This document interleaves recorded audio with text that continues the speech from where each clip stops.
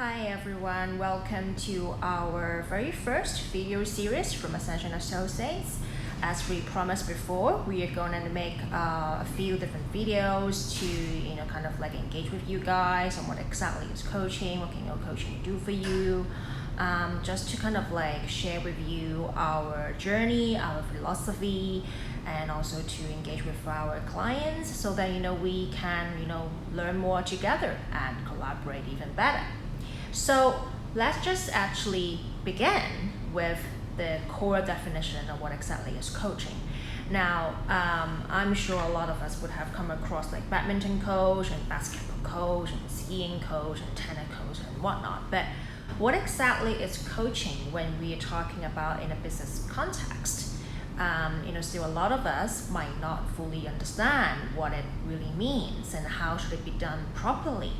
And if I'm working with an external coach, then what should I expect from them? How much should I pay them? What about internal coach? If I got internal coaches in my organization, do I still need to work with external coach? What's the difference? What are the benefits? What are pros and cons?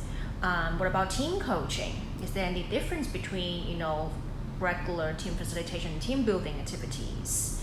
If I'm working with an HR director and she's been in the field for more than 30 years, do I still need to look for credentials and formal coaching training if I'm working with an HR director?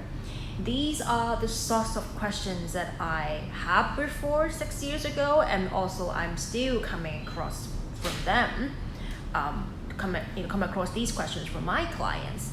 So in the upcoming short video series, we're gonna kind of like distill what they are, and we are going to share our insights with you, and you are more than welcome to share your thoughts and ideas with us as well. So with no further ado, let's just actually go exactly into what exactly is coaching. So yes, coaching, the word does have some history from sports coaching. So we will always see golf coaches and tennis coaches in Grand Slam and Wimbledon and all those things. But when the idea of coaching was borrowed from sports coaching into business coaching, that idea and execution, it's no longer the same. For example, in a lot of the times when people, especially in Hong Kong, when they think of the word coach in Chinese, they immediately think of, a coach, it's like tough and can yell at people, and I'm gonna make sure you do this, you run for 5 rounds, and if you are not winning the match, and if you are not practicing hard enough, and I'm gonna just blah, blah, blah, blah, and make sure you do the job. So a lot of people still have the kind of idea of what coaching should be. So they would be they should be pushing me really hard and then do exactly what I'm told. And so a lot of the times when people engage with external coaches, either on their own or with their organization, they expect that, if I come to Ascension Associates or another company, that person's gonna tell me exactly what I need to do. So they're looking for an alleviation of pain, of suffering. They're looking for a savior. They're looking for an answer, basically. They're looking for a solution. But in the so to call a very formal definition of what executive coaching and organizational coaching is. Coaching is basically a structured, deliberate dialogue in a bit of Socratic process, so to speak, to get you where you want to be. So at Ascension Associates, we define executive coaching as a structured, deliberate, Socratic dialogue to get our clients where they want to be. And from our training, we don't necessarily call our clients coachee and me as a coach, because when we use that kind of language, coach and coachee, employer, employee, there's an implied power hierarchy in there. But in that kind of framework, in that kind of space that we create for our clients, we would like to instead call themselves clients or counterparts, so that they feel that we are on an equal level field, and that we're not being more powerful, being better, being stronger than them, but we are just in this space, in the dialogue space, to learn and collaborate together.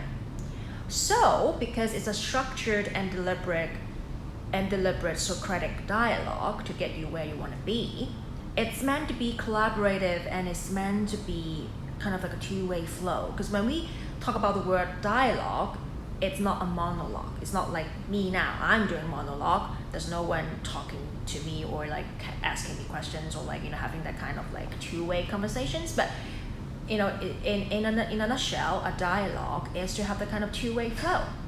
So during the coaching process, because a lot of people have asked me, so Lorraine, I understand that there's confidentiality involved, but what exactly is coaching? What I'm gonna get like from that process? And can you describe it for me?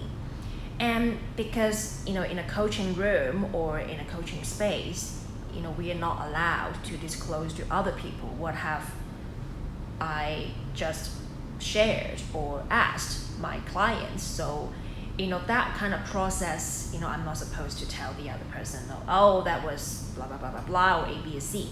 But what it would mean, and actually what it would happen in the coaching room, if you're working with professionally trained executive coaches, the coaching process is meant to be fun, it's meant to be challenging, it's meant to be psychologically safe, because we do have confidentiality clause in the contract written that everything that's between you and me, I'm not allowed to disclose to anyone else, and so is our client. And actually, to a lot of people's surprise, quite different from interviewers and interviewees, we coaches sometimes actually are not encouraged to even take notes of what you've just shared with me. So I really need to be like in that moment, listen to you, talking to me about what you want to achieve, whether there's a problem to be solved or you are winning Olympic gold medals already, but you want to keep on winning more gold medals. So I have to be really attuned to you and kind of really have practiced deep listening and remember the most important thing that you share with me, your goals and how I'm going to help you to achieve that goal. So it's based on adult learning principles that are basically social learning and reflective learning.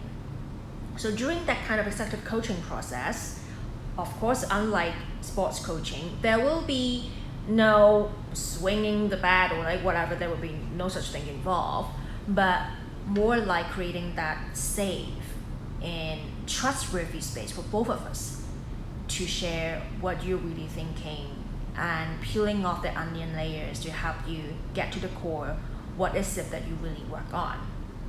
Now, you might actually kind of like ask me, Lorraine, what do you mean by that? For example, I just tell you I want to become a COO or CEO in 2 years. I just tell you my goal. What do you mean by peeling off more layers to get to my goal? Now, let's just hold it in there, and I'm gonna share more with you about the coaching process and what exactly it means in our next video. So, bye for now, and I will actually share more with you guys.